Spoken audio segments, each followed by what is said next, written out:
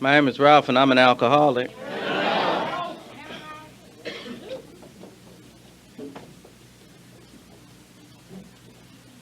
I really want to thank this group for asking me to come out again and get an opportunity to share my experience, strength, and hope. And I get the opportunity to do that from time to time, and I always try to mind my manners, let you guys know Mama raised me right. So I thank the group at the beginning, but for this group in particular, I also want to thank you guys for the hospitality, and I want to thank you for the welcome. And I want to thank you for being one of the groups in Alcoholics Anonymous that really represents and demonstrates what Alcoholics Anonymous is all about. A lot of members of this group, if you come here all the time and you don't get the opportunity to do traveling and go to other groups, you may take for granted what's going on here. But when people get up here and talk about the importance of commitments and people demonstrate it, when people make the speaker feel as welcome as you guys do, when people stand at the door and greet people coming in, you don't know because it's what you have already. It's like when you live in your house, you don't know how good it makes a guest feel and how welcome you feel. And let me take that term back, because I feel like when I come to a meeting of Alcoholics Anonymous, anywhere I go, I ain't a guest, I'm at home. And you guys make me feel that way even more. So I want to thank this group. I've been here a couple of times, and I really, really, really like the vibe that's in this room. So let's see where we go tonight.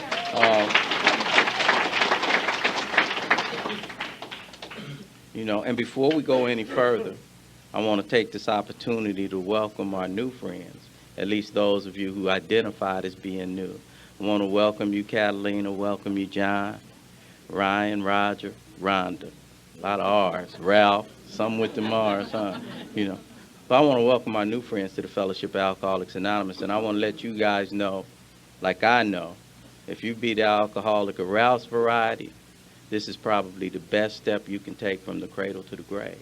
And I don't say that because I'm tonight's speaker. I don't say that because I'm at a podium of Alcoholics Anonymous. I'm not saying that because it's what we say when we get behind a podium. I say that because this program and these 12 steps and this power you guys introduced me to has been working in my life like nothing I had discovered up until the time I reached these doors. I get the chance to go out and I get the opportunity to share. And like a lot of you guys in here, I've been doing this a couple of 24 hours, and the temptation is to say to you tonight, I'm not going to share a long drunk-a-log. Everybody knows how to drink. But like some of our new friends that's sitting out there tonight, I remember being new to a meeting of Alcoholics Anonymous. And I remember sitting in the meeting, sitting in the middle of the group. Guy was standing up in front of the group that night, somewhat like I am tonight. He was dressed pretty nice, and his hair was combed, and his eyes were bright, and he was stringing sentences together real well. And I remember thinking to myself that night, this cat don't know where I've been, he ain't felt what I felt, and he ain't done what I've done. What can this lame tell me? So I need to let you know that the man that's standing in front of you tonight is not the same one that stumbled into the rooms of Alcoholics Anonymous October the 11th, 1986. I weighed about 40 pounds less than I weigh right now. My hair was sticking up all over my head that October in 86. You could probably smell me all the way out where the cars are parked. And those were things that you could see and you could touch and you could smell. And a lot of other things were happening with Ralph that October the 11th. I had lost a couple of jobs in those last 2 years. I had lost my home, lost my marriage, lost my family, lost my self-respect, lost the trust of anybody who would come close to me. And I had lost a couple of other things most of us lose by the time we reach a room like this. I had lost the power of choice over whether or not I'd be chasing it tonight. And I had stopped caring about it. And the second part scared me way more than the first part because I wasn't raised to be what I had become. I'm going to do like my cousin did, and I want to thank him for coming up here and sharing his experience, strength, and hope tonight, and giving it up before I got a chance to. And the cool thing about it, somebody bring me back, too, because I go off somewhere, so bring me back where we were, right? Help me, I had them senior moments. But I want to thank my cousin for coming up here tonight and giving it up like that and trudging this road. And more important, thank him for being in my life these last 4 years. He's celebrating a birthday right now, and it's his 4th birthday. And he really liked running his mouth about this program of recovery. So I could think of no better gift than share him with you guys tonight. So I want to thank you, Melvin, for sharing. So bring me back.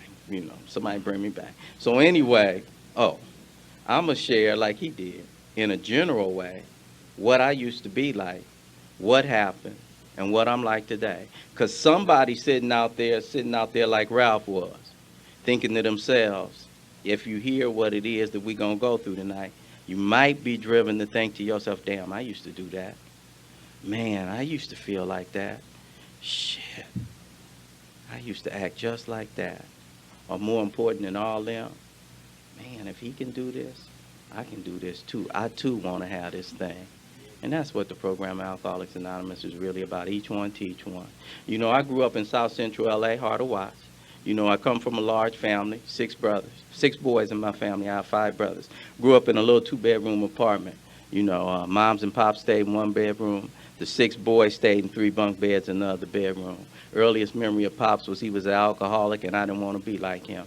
Now, my father wasn't violent, and my father wasn't abusive. My father was absentee drunk. And every other Friday, like clockwork, you knew he wasn't going to show up at the house. And it'll be a little boy in the neighborhood who felt it was his duty to come tell my family how my old man had showed his ass the previous Friday or Saturday night up at the pool hall, right? And I would feel ashamed, and I would feel embarrassed, and those are feelings I'm familiar with from a real early age. Oh my, I could remember some Saturday mornings, man, moms would be in their bedroom, and she'd be sweeping up under the bed, and you could hear the Ripple bottles clinking together, and she got them out from under the bed and put them in a brown bag and took them outside because she wasn't having that ice, and put them in the big trash can. And I remember on those mornings, man, I'd be looking at my father, if he was home, thinking to myself, I ain't gonna be like him. I can't stand him. He seemed weak. He wouldn't handle his business. You know, he was not somebody I was proud of, and I wanted to grow up and be like. I said, I'm not going to be like this. He got put out the crib when I was 7 or 8 years old. Me and my brothers thought he looked good going, and my mom proceeded to raise 6 boys by herself. I came up at a time when what I thought an ideal family should be was defined by the TV programs of the time. Maybe kids still do that today. I wouldn't know what programs they are looking at. But when we were coming up, what showed you what an ideal family should be? If you came up in the year I came up, Donna Reed, Ozzie and Harriet, Father Knows Best, My 3 Sons, Leave It to Beaver, right? I need to let y'all know that wasn't jumping off in my house, you know. When you're grown, you get something that's called perspective, and perspective works like this. You have a mom that raised 6 boys by herself. She did not have a high school education, and she was on welfare, and she was determined not to settle for that. So you got a mom that's raising these 6 boys. She put herself back through high school. She put herself through college. She worked 2 jobs. She took in clothes that she washed and ironed for other folk. And when you're grown, you look back on your life and you say, damn, I had a hell of a mom. Look how she sacrificed for her boys. But when you're a kid about 9 or 10 years old and you bring in a couple of partners home on a Wednesday afternoon and you hit the front door and mom's is in the living room with an ironing board up and a rag on her head, you don't feel proud. You feel ashamed and embarrassed because Harriet wasn't never rolling like that. And you start bringing, you start bringing partners home from school with you. And you retreat into that fantasy world. And if your name is Ralph, you retreat and you start living in that prison that I've lived in so much of my life. It's the prison I lived in so much then. It's the biggest prison I ever lived in, and it's the prison I sometimes live in today. And that's the prison of what I think you think about me. See, I don't know what you think about me, but I'm trapped in what I think you think about me. And I'll do whatever it takes to shape and form and mold your opinion around. I'll wine you. I'll dine you. I'll woo you. I'll con you. I'll bully you. I'll manipulate you. I'll buy you. Please like me. Now, I don't particularly have to like your ass, but please like me.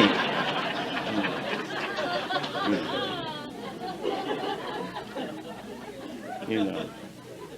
Right about now, somebody's getting this, what's going on right here, a little bit twisted. Let me throw the disclaimer out right now. You know, because somebody in here is thinking to themselves, this guy might be all right speaking, looking around the room, he making eye contact with everybody. Don't let that fool you. I'm looking for the person whose attention is drifting, look like you going to sleep. I'm going to work on your ass. You'll like me before this is over with, right? Yeah. Trapped in what I think you think about me. And to our new friends, you know, you'll hear a lot of things shared from podiums of Alcoholics Anonymous, you know, and there are a lot of common themes. We say listen for the similarities. And one of the common themes that you'll hear from a lot of our members is, I just never felt like I fit in growing up. And that's not a part of my story. I'm a little guy, I like a lot of attention. I ain't never been interested in fitting in. I've always wanted to stand out. And as a result of that, I achieved and I accomplished a lot of things. Like I shared with you guys real briefly, and a lot of what I'll share in my story, especially any of the parts that sound as if they're noteworthy and achievements, because I had a lot growing up. Trust me, they would do no design around. A lot of what I did wasn't out of no virtue, and wasn't because I was a nice guy, and wasn't because I was a good guy. I was scared of my mama, and my mama didn't play. My mama whooped a lot of ass, and she was an old Southern Baptist sister that was raising 6 boys by herself. And in spite of the fact that I grew up in the heart of Watts, I was a boy with big goals and big dreams and big ambitions from an early age in life. You know, I had the kind of mother that marched her boys up to church, up the street to church every Sunday morning, you know, and I would see cats playing football and running track. I get shit twisted still, and I always have. I was the kind of kid that would grow up, and I would see the little boys and girls who is 10:30 at night. You know, they might be 5, 6 years old, and they still outside playing unsupervised. And I thought to myself, ooh, they got cool mamas. You know, right. And I used to resent my mama because she was a good mother. No, your ass gonna be in the house with a bath, homework done, in the bed. You know, but ooh, I wanted them cool mamas that let their kids run out, you know, and that's the way I grew up. I would be resentful going to church and shit, but man, moms didn't play. Anyway, getting to my story, this is Ralph. Every one of you guys had me in your school. You know, me growing up, I was a straight A student. I was always class president or student body president. I was teacher's pet. I played ball, I made all stuff. And on the outside, I had a lot of things that seemed like it should have made me feel all right with myself. I had a lot of friends. But on the inside, I have always felt from an early age, and even that if you really knew me, you wouldn't like me. I always felt that way. I was smart. I was teacher's pet. I was straight A student. Would have traded it all in a heartbeat if I just could have been cool. Because the cats who was cool, man, was shooting dice in the bathroom. They was smoking cigarettes. They knew how to cuss. And what they really had, they had conversation for girls. They wasn't scared of girls, man, and that just blew me away because I have always been terrified of y'all. Big part of Ralph's story. Always been terrified of y'all. Snapshot of Ralph, junior high school. We used to have a dance on Friday nights at my junior high school. Right about now, somebody thinking to themselves, because it's some smart guy in the audience, right? And he thinking to himself right now, what the hell does this have to do with drinking? Stay with me a minute. You know, but I'm a shy guy. I'm introverted, and I'm in junior high school. We would have a dance on Friday nights. 2 kind of guys came to the dance. One group of guys stood at the gate taking quarters from cats, right? It cost a quarter to get in. Second group of guys brought an extra quarter with them. I was in that second group, right? So I'm coming to the dance, then paid somebody else to get into, you know, and I get in the dance, and I'd be in that dance, man, and I'd be on the wall because I was scared of girls, right? And I'd be thinking to myself, I'd be finding the finest girl in the room, right? And I'm scoping her, and I'm leaning on my spot on the wall, thinking to myself, yeah, I'm going to dance with her next week. And I would go through that routine all the time, right? Fantasy. Reality of how Ralph really got his first dance. I'm on the wall. That part is true. I'm looking around the room. That part's true. I'm not looking for the finest girl. I'm looking for the squarest guy, right? Somebody with bigger glasses on than me. And if he asked a girl to dance with him, and she did, soon as the record was over, I'd rush. I'd say, shit, if she danced with him, she'll dance with anybody. You know. And that's my MO. I am so afraid of rejection that I won't ask a question unless I already know the answer is going to be yes. Big Book Alcoholics Anonymous describes me in a lot of places, and there's a line in there that talks about me. It says, fear, we think it ought to be classed with stealing. And when I heard that the first time, it just hit me where I live, because I robbed myself of more opportunities than anything out of fear. You know, so that's the way I'm rolling, right? I grow up, I get out of junior high school, I get to high school, still scared of girls. But I get me a girlfriend now. I'm 16 years old, you know, and I get a little girlfriend at 16. Ralph with a girlfriend at 16 don't mean the same thing as the rest of you guys with a girlfriend at 16. Ralph with a girlfriend at 16 meant this. I ran with a group of dudes that went with the same group of girls. One of my boys broke up with this girl. After a suitable amount of time had passed, I told my other boy, I want to go with her. He went and asked her, told her, yeah, Ralph want to go with you. Man, he came back and told me, she said yes. Now I got a girlfriend, right? But I don't know what to do with her because I don't know what to do with girls, right? And this girl is officially my girlfriend. She has stated it on the record. People know it. She's claiming me. It's all in the open. And I would call that girl, man, back then. And in those days, you had them old rotary phones. And when that number went around and it would come back around, fear would set in. Because when she answered the phone, I knew what was going to have to happen. Your ass going to have to talk. It's the telephone. You going to have to talk, right? And I didn't have no conversation. I just hang up the phone. Click. This is my girlfriend, right? And I'm hanging up on her, right? 16 years old girlfriend. We go out this particular night. Older partner of mine. He got it. He's dating my cousin, but your sister. You know, he dated my cousin at that time, and me and her used to say we were twins. We were born 3 weeks apart, and everybody thought Ralph White and Carol White were twins. You know, anyway, that's another story in and of itself. But this guy is dating my cousin, right? And so I'm in the back seat with my girl. Him and my cousin are in the front seat. We go on a double date to the drive-in movie. Plastic cup of rum and Coke came to the back seat this particular night. And I drank that rum and Coke down, and it went down real warm and seemed like it rushed back to the top of my brain. And all of a sudden, Ralph's hands started doing things they had never done. His mouth started saying things it had never said, you know. And I had arrived. Alcohol did for me what I couldn't do for myself. It gave me the courage to do and to be and to say things I wouldn't do, be, and say without it, and I liked it. I liked it a lot. In the big book, Alcoholics Anonymous, it talks about me in a lot of places, and it starts talking about me in the front. Doctor's opinion. Line in there like this. Men and women like Ralph drink essentially for the effect produced by alcohol. First time I saw that, I'm like, yeah, that's me. I'm like my cousin. No, taste of it, no, I could do without the taste, but I like what it did. I like what it did. I'm not overnight alcoholic. That's not my story. A lot of people, first time they drank, they got drunk, they threw up, they blacked out, all. That's not my story. I understand when we talk about this disease being progressive in nature, because that's how it showed itself in my experience. And the way that it worked for me was this. I started drinking back then in the 11th grade, and I only drank to go to them parties the youngsters went to, drinking what youngsters was drinking. You know, Tyrolia, Annie Green Spring, Boone Farm, you know, what we was drinking. And I would do it to go to them old garage parties, man, and I'd get up in there, and I'd be dancing. And man, alcohol did what it was supposed to do for me. It gave me the courage, man. I started dancing. I'd even be slow dancing and grinding in the corner. I was like, ooh, yeah, I like what this alcohol does. You know, and my drinking stayed that way for a long time. I graduated from high school in 1971, and I graduated to higher education in every sense of the word. In 1971, my drinking was still just to go to parties. But by the end of 71, I had started drinking not only to go to parties, but it has crept up to during the daytime now to get ready for the party. By 1972, I'm drinking not only to go to party, but now I'm drinking during the week, and I done added some non-addictive marijuana to the mix.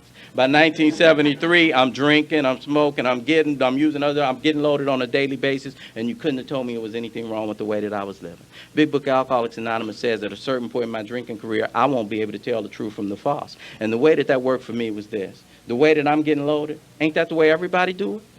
Everybody I knew did. Why would you be young, with a bright future, with a little bit of money? I was getting financial aid. Didn't chasing women and getting loaded come with the territory?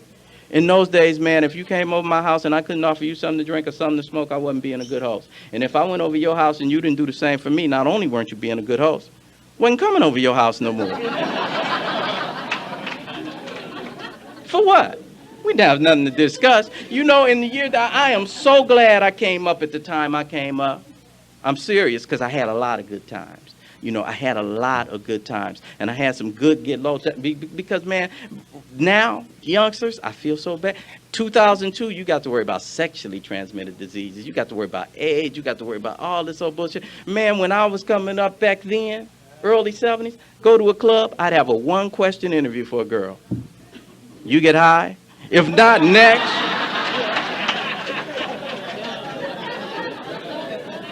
Ain't wasting time with nothing. What's your sign? Hell no, you know. And that's the way that I was living, man, and I can't tell you how it happened. Somehow I made it through school, and in 1976, I started working as a counselor for LA City schools, and even though I had the kind of job that should have allowed me to start acquiring and accumulating what normal people acquire, I never did that. Snapshot of Ralph's life, and this is when alcohol was working. You know, I would get up, and I'm the kind of brother that I would buy a car. Matter of fact, I did this 3 times. Buy a car, make exactly 3 car payments, then come find it. Just come find this shit. You know, you gave me credit, oh well. You know, and I did that 3 different times. You know, kind of brother that never had a problem balancing a bank book. Payday, I got money. 2 days later, broke. Zero. No problem balance in my bank book. I stayed in the crib from 1976 to 1979 without paying rent. And this is when it was working. A couple of baffling features about the disease that I suffer from, and one of them is this. I can't see my relationship with alcohol until I'm free of it. I can't see what it's doing to me when I'm in the mix. So some of the things that are real clear to me in the rearview mirror of experience were not at all clear to me when it was happening. You know, I could remember now, looking back, I see people and I see signs. Bill calls it ominous warnings, you know. And you know how you see some of your people, some of your boys be going down slow, and you say, if I get like his ass, I quit. Ooh, if I ever got like that, I would just stop, right? Kind of remind me, because even in Alcoholics Anonymous, sometimes I like to play the regret game. The regret game goes something like, if I only knew back in 1975 what I know now, I never would have took that for, yeah, right. You know, it reminds me of this story that I like to tell from time to time about a little boy named Johnny. Johnny had a habit that his father frowned on. He used to like to play with himself. Father goes to work one day, comes home early, gets home, and sure enough, little Johnny's bedroom door is closed. Dad goes and opens the door without knocking. Little Johnny standing in the bedroom masturbating. His father looks at him and says, son, I thought I told you if you keep doing this, you'll go blind. Little Johnny stops and looks up at him and says, well, Daddy, can I do it till I need glasses? You know, and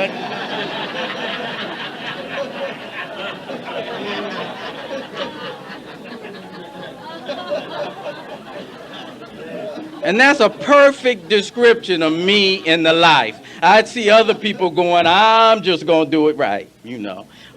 Can't tell you the moment, can't tell you the hour, can't tell you where I was, can't tell you what I was doing, can't tell you who I was with when I crossed what we call that invisible line. I can tell you that I did, you know. Looking back on my experience, I can see some signs along the way that things were not working out too well for Ralph, and they're too numerous to name right now. Share some of the lowlights with you. Got married in 1980. Had a bachelor party the night before my wedding. I was getting married at 1 p.m. on a Saturday afternoon. I had a bachelor party that Friday night. Bunch of guys at the bachelor party, right? None of them are getting married but me. All of them have sense enough to go home at 2 or 3 o'clock in the morning. My ass is still at the bachelor party till 7:30. Me and my brothers. There's 4 of us in the program right now, right? They take me home, pour me in the bed at about 7:30, 7:45. Get me up at 11 o'clock for my 1 o'clock wedding. I'm tore up. I ain't done nothing but laid on top of the bed. Right? I am tore up. And I get there now, I'm supposed to show up, and I'm supposed to say my own vows at this wedding, right?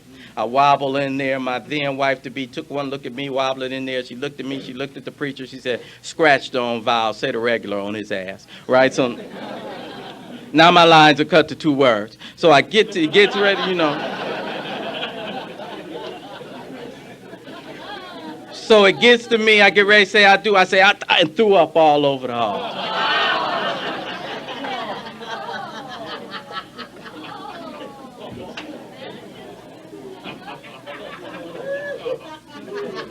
Passed out.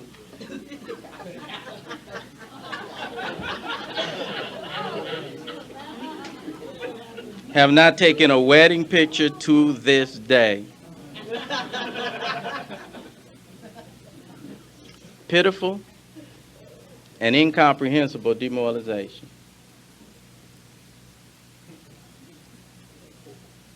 Roger, Ryan, you guys might not be able to get with all of what we talk about at these podiums right now. If you're anything like me, came in new and you guys were sharing things like the psychic change and the phenomena of craving. You know, and I wasn't using these terms the way you guys use them in my everyday walk-around vocabulary. So some of you old-timers around here needed to help me with some of that. But the first time I heard pitiful and incomprehensible demoralization, didn't need no help with that one. Folk like us don't need a dictionary for pitiful, incomprehensible demoralization. I lived pitiful, incomprehensible demoralization over and over and over. I lived it up close and personal. See, because I need to let you guys know that that wedding day was the high point of that marriage. It went downhill after that. Because I'm the kind of father and I'm the kind of husband can remember sitting on my living room couch. My wife coming out the bathroom real fast, pulling her pants up. going to the dining room table, picking her purse up and clutching it real close as she walked back to the bathroom with it. And I would feel this tall because nobody was in the house but me and her, but it got like that in my house. I'm the kind of father and I'm the kind of husband can remember coming home and sticking the key in the door. Wife and 2-year-old daughter sitting right here crying. Look over here and homeboy sitting in my chair with a gun pointed at my stomach saying, I want my money right now. I need to go with the men for just a moment. I don't know about the rest of you guys, but I had a lot of doubts and I had a lot of fears when I was out there about, do I have what it takes to be a father? Do I have what it takes to be a husband? Because if you're in the life, your track record already gives you your answer, right? Because what's the father's role and what's the husband's role? To protect and to provide. And it's a cold-blooded feeling, fellas, laying up in bed night after night after night after night with a woman, knowing not only aren't you protecting, knowing not only aren't you providing, you the one that's bringing the wolf to the door. See, my house got broke into 4 times. 4 times I pretended to call 77th Division. But I was playing a game with myself because I knew what was happening. Because they told me, you're going to give us our money or we coming up in there and getting it. I'm the kind of father and I'm the kind of husband. Remember sitting on my back porch. 2-year-old daughter coming outside pulling at my coat. Daddy, daddy, that's my piggy bank. Stop. Look up at her and give her a shitty grin and say, don't worry, baby. Daddy's going to put some dollar bills in here for this change. And I wasn't raised to be stealing from my daughter. I wasn't raised to be stealing from my wife. I was an alcoholic with no tools of recovery, and I did what it took to get what I needed to get. I shared with you guys earlier that my disease is progressive in nature. And for me, it's progressive in a couple of areas. One area I already shared with you, that it takes more than it used to take in order for me to get the same effect. My disease is progressive in another area, my behavior. My behavior gets progressively worse. First time I went in my wife's purse, I thought long and hard about it before I did it because I don't steal from my family. Never have, never will. I borrowed $40 from her. And I told myself, I'm going to replace this money before she notices it's missing. Meant every word of it because I don't take from my wife. You don't do that shit. Meant that. Big Book of Alcoholics Anonymous saw me coming when they wrote it back in 1939 when it was published. There's a line in there that says, for reasons we don't even know about, alcoholic will be unable to recall with sufficient force pain, suffering, humiliation, weeks, even days ago. 2 weeks after I made that vow that I'm going to replace this money before she knows it's missing, I got paid again. And the same scenario presented itself. I'm out getting loaded. I need some money. My wife's not hiding the purse yet. I go back home, and the thought about giving money back to didn't even come to mind. And I didn't even deliberate and look at that purse a long time this time. In fact, I had a bright idea. I said the last time I hit this, I took the money from my wife. I took $40, spent it up, came back looking for the purse again, was so mortified about what I'd done, I didn't look real hard. And I said, this time, instead of taking $40 and having to go through that, this time I'll take all the money out, and that I don't spend, I'll sneak it back in the purse, right? And I was off and running, and I was going to my wife's purse on a regular basis. She started sleeping with the purse up under the pillow, and that wouldn't stop me. I can remember some of those nights, man, I'd be laying in the bed. And there's something about laying in the bed with that feeling on you, knowing the money's just an arm's length away. And I'd be laying in the bed, and I wait on her to go to sleep. And I wait on that real regular breathing to set in. I let it set in for a while, crawl up my side of the bed, go over to her side of the bed, crawl up in there, and I come up under the pillow, and I come out real slow. Put the purse in front of me, creep out the bedroom, creep out the living room, ease the front door closed, jump in the Volkswagen, coast out the driveway, I'm gone. It's Wednesday. Come back home Monday. Did that one too many Wednesdays, came back one Monday. Screen door was locked in the front. Screen door was locked in the back. Came back to the front, saw the note I missed the first time. The rest of your stuff is at your mama's house. Suitcase is on the porch. I'm put out the house. I'm now my daddy. Went to go stay at my mother's house, and my disease really took off. I had 5 brothers, like I told you. Slowly but surely, all 6 of us ended up from our respective homes living back at our mother's house. And we almost killed her. She started bringing groceries home from work on a daily basis because she could not keep any in the house. And at that time, my ex-wife thought it was something salvageable about this piece of man that she married. And she used to bring my 2-year-old daughter over to the house on Saturday afternoons to keep a relationship with me. And I need to let you guys know that I wanted to be a father to my little girl with everything in me. I wanted to be a daddy to my girl because I wasn't going to be like my daddy. I wanted to take my daughter to Disneyland and Magic Mountain. I wanted to walk up the street to the store with her little hand in my big hand. I wanted to sit her in my lap and read her stories. I wanted to tuck her in bed at night and give her a good night kiss.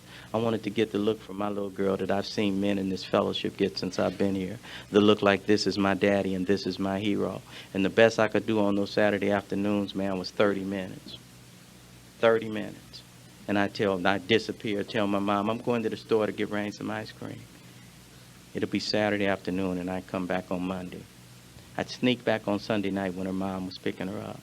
And on those long Sunday nights, man, I'd be sticking my head around the side of my mom's house, and I'd be crying. And through the tears, as those headlights were backing out the driveway, I'd see those two heads and those headlights, and I'd be crying, saying to myself, there go my life backing out this driveway. I don't know about none of the rest of you guys. I've heard a lot of people share from podiums they were scared of dying out there. That ain't my story. I was never scared of dying. I was scared I was going to keep waking up to the same old shit. Monday the same as Tuesday, the same as Sunday, the same as Christmas. Over and over and over and over and over and over again. And I am so glad that God don't make misery comfortable.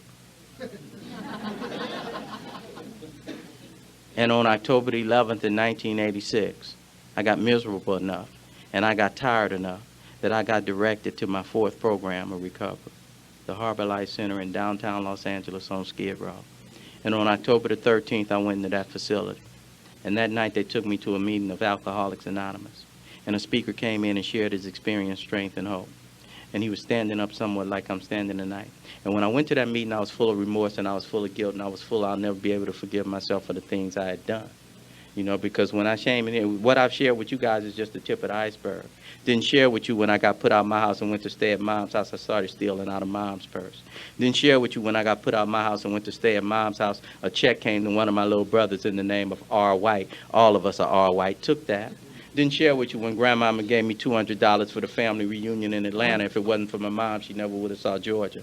Didn't share with you the first time I tried to get sober, my ex-wife got me a job at a radio station, stole $1,600 from them, ruined her reputation in that industry. Didn't share with you guys a whole lot. Suffice it to say I had a lot on my tip when I got here. And I was full of remorse and shame and guilt and fear, and I'll never be able to forgive myself for the things I had done. And a speaker was standing up in front of the group that night sharing his experience, strength, and hope. And he was sharing about taking from his family and sharing about taking from the job. And I remember thinking as I was looking and listening to him that night, and I was looking and thinking, yeah, you sharing about doing scandalous shit, but you look scandalous. You should have been doing that shit. You know.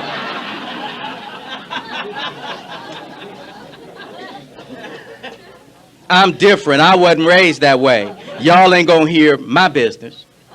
Speaker seemed like he knew I was in the room, and he dropped this one on me. Just went straight to me, like I was the only person he was talking to. He said, if you're sitting in this room right now, you are not responsible for your disease, but you are responsible for your recovery.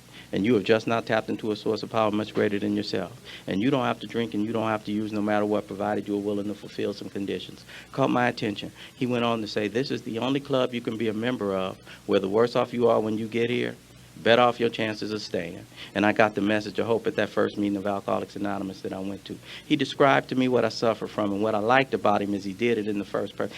For the first time, he wasn't talking about you. He talked about himself. He talked about himself and seemed like he just invited me in. You don't have to take my word for it.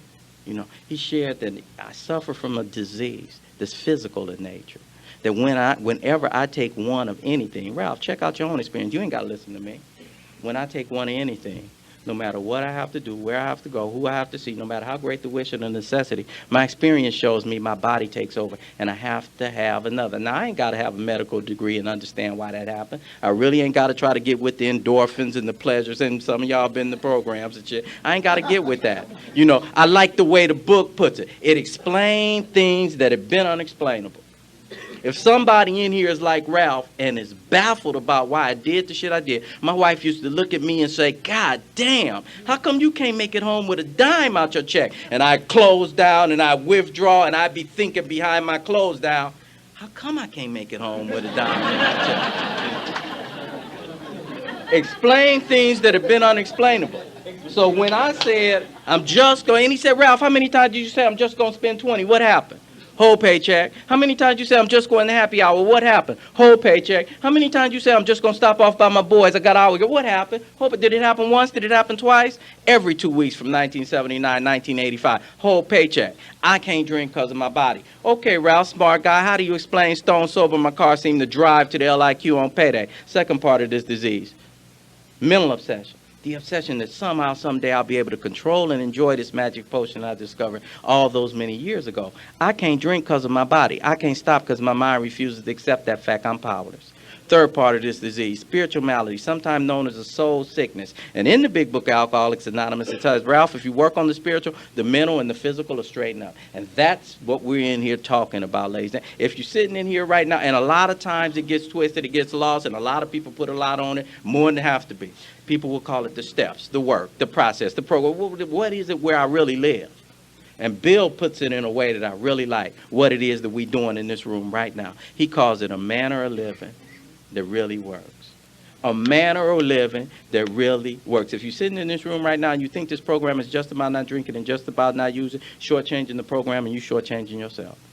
I ain't got nothing against physical sobriety, don't get me wrong. If you just don't drink and you just don't use, you might make it home with a whole paycheck. If you just don't drink and you just don't use, you might not beat up on your old lady this weekend. If you just don't drink and you just don't use, you'll probably make it to work on Monday morning. But what this program has to offer is so much more than that. In step 1, it talks about admitting I'm powerless. It says nothing about accepting powerlessness. In fact, a little bit later, it says lack of power is what? Ooh, somebody read that book. Lack of power is my dilemma. Talk to me, Ralph. What? Not having power is my problem. Step 1, a conclusion I draw based on my experience. What's my solution? Step 2, I need some power. It's also a conclusion I draw based on my experience. Came to believe a power greater than me could restore me to sanity. Step 3, made a decision to turn my will, which is my thinking, and my life, which is my actions, over to the care of God as I understood Him. First thing I said to my sponsor when I got to that step, how am I going to turn my will and life to go over to God as I understand? I don't understand Him. He said, ain't but 2 things you need to know about God in order to get on this path. Number 1, He is. Number 2, He ain't you. That's more than enough to begin. And from that beginning, all sorts of remarkable things have happened in my life. Steps 1 and 2 are conclusions I draw based on my experience. Step 1 is the problem. Step 2 is the solution. 3 through 12, the 10-step program of action to get me to that solution. And I ain't got to worry about turning over my will and my life. If I submit to the rest of them steps, the steps will turn over the will in my life. You know, I am one of these people that, man, I get jazzed up about the process of recovery. I do a lot of talking about the program of recovery. I do a lot of talking about the big book, Alcoholics Anonymous. I do a lot of talking about this power that's been introduced to me through this big process. And a lot of people will get it twisted. A lot of people will sit out there right now and think to themselves, damn, I want to be able to stand up and share my experience like this guy is. He must be working a hell of a program. Somebody else will get it on the other tip and will be thinking to themselves, I can never get up in front of people and share like that. Will I be able to have this thing? Check this out. What I'm doing right now, they ain't got a whole lot to do with program recovery. The ability to share about the program of recovery ain't got a whole lot to do with the ability to live this program of recovery. It's a living program, man, and it's within the grasp and it's within the reach of anybody in this room. That's what I like so much about this power you guys introduced me to that October in 1986, because I came up in here at 33 years old and I was tore up, man, and I had given up on life. It had been a long time since I had answered the 8 o'clock call to go to work for anybody's job, and I didn't think I would be employable anymore. I was 33 years old, and I wasn't welcome in nobody's house. I was sleeping in that. I'm a graduate of a major university in this country, and my job at the end of my drinking and using was taking the trash out for a 21-year-old, hoping he'd give me something to carry me through the night. I was sleeping in the back of my mother's garage. I was eating lemons off a neighbor's lemon tree for breakfast. And I came to the rooms of Alcoholics Anonymous. And the men and women in this program and the men and women in this fellowship nursed me and loved me back to health. You grew me up. You said, let us love you till you can love yourself. And I said, you lying. I stink. If you turn your back on me, I'm liable to go up in your purse. How you gonna tell me you'll love me? And that was before I knew what takes place in the rooms of Alcoholics Anonymous. That was before I knew what happens when the God in you reaches out to the God in me. That was before I knew that in Alcoholics Anonymous, we specialize in loving unlovable people. And you nursed me, and you loved me back to health. You gave me a way out upon which we all agree, man. I'm one of these people that does a lot of talking about service work in this program. I'm one of these people that gets the opportunity to work with a lot of men and women in this program. I'm not one of these don't people. Don't go around these kind of places. Don't go around these kind of people. Don't get in these kind of relationships. Don't do this. Don't do that. Do read the big book, Alcoholics Anonymous, for somebody who has working knowledge and experience with that book. Do get a sponsor who has working knowledge and experience with the 12 steps of recovery.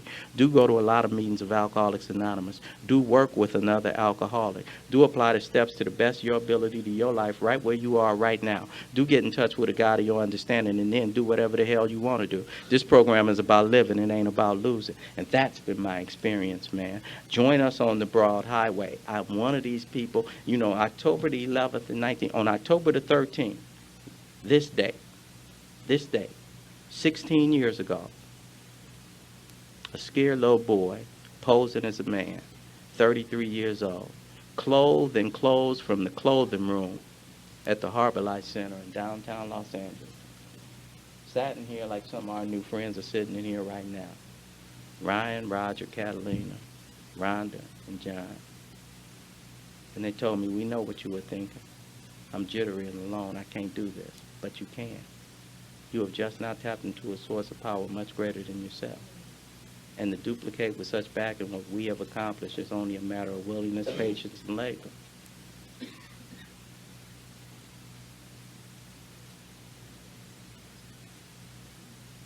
And they wrapped their arms around me 16 years ago. And I'm grateful. I'm grateful that the men and women in this fellowship kept the light on for a broke down piece of somebody like me. I don't know how many of you walk the walk I walk, that walk of the living dead. I don't know how many of you come from the place I come from. That place of pain, that place of no hope, that place of being worthless, that place of being useless, that place of being of no value to nobody. And you guys gave me something. At 90 days of recovery, you guys allowed me the privilege of going out on panels, and I jumped at it. At the time, I thought, ooh, I had so much to say, and they want to hear what I got to say. I didn't know how bad we'd be looking for people to go on panels, and I started going out on panels. And every time I come back from one of those meetings, my head would be up a little bit more, because it had been a long time since I had shared anything with anybody. I started going to meetings, and I got a home group, and I started sitting in the front. Men and women started hugging me, and they started knowing my name. The way I got my sponsor, and I'm going to get out of here. I don't know where I'm going. The way I got my sponsor, because there's a lot of people in here who've been doing this thing. And sometimes we think it's the power of the message at this podium. We think this thing is about the transmission of knowledge and information, and that's not what it's about at all. I sat at a meeting one night, and the guy I had seen and admired, because everybody in AA knew him, and they knew him by name. And he seemed like a big, you know how when you see people around and you'd be like in awe of them, and he threw down a piece, and he knew. And at the break, like we had a break today, he saw me sitting in there feeling alone and jittery and by myself in Alcoholics Anonymous. And he walked over to me instead of just meeting with the people that he knows already like we do at breaks. And he walked over to me and he shook my hand and said, "Brother, my name is Bob. What's your name?" And I told him my name. And the speaker spoke, and I can't tell you what the speaker shared that night. I can't tell you anything that happened that night at that meeting but one thing. At the end of that meeting that guy was leading, he said after, he had called somebody up to read a vision for you, and he said after a moment of silence for the alcoholic who still suffers, "I want my new friend, Ralph, to lead us in a prayer of joy." And somebody knew my name. Somebody in Alcoholics Anonymous knew my name. And I claim this safe place as my own. 9 years ago, another woman asked me to walk down the aisle with her and share life on this path again. I got all the way down the aisle this time. I got the I do out. I even have pictures to prove it.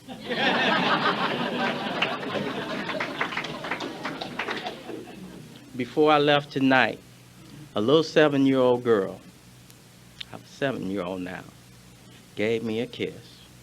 Daddy, you going to a meeting? And she knows Daddy will be home. Because this 7-year-old girl has never seen Daddy not come home. This 7-year-old girl has never seen Daddy not provide. This 7-year-old girl has never had the fear of when is he coming back. That 2-year-old daughter whose piggy bank I was going in, she's 19 years old now. She's a sophomore at UCLA. 2 years ago, she went to a debutante ball, and she stood up there in a formal gown. I never thought my girl wanted to do this. And she was in her formal gown, and then she was walking out, and people were tuxedoed, and there was a big affair. And my girl walked, and she looked radiant, and she walked down the aisle. And they introduced her to society, and they said, presenting tonight, Miss Rain, escorted by not her uncle, not her stepdad, not her brother, not a cousin, not a play daddy, escorted tonight by her father, Mr. Ralph, and my little girl in her formal, all a big girl now, turned and curtsied to Daddy and took my arm, and I got to look. Like, this is my daddy. This is my hero. And that's Alcoholics Anonymous. That's Alcoholics Anonymous. I always wanted to be somebody important.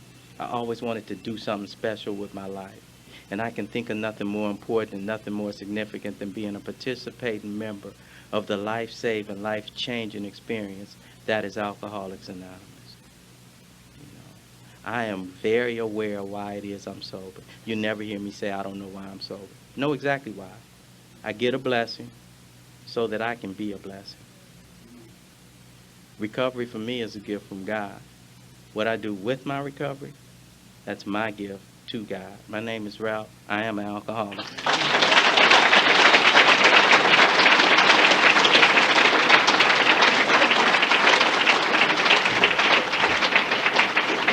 Wow, thank you so much, Ralph.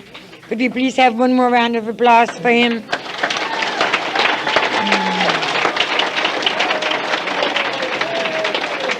After a moment of silent meditation for the alcoholic who still suffers in and out of these rooms, would you please join me in the serenity prayer?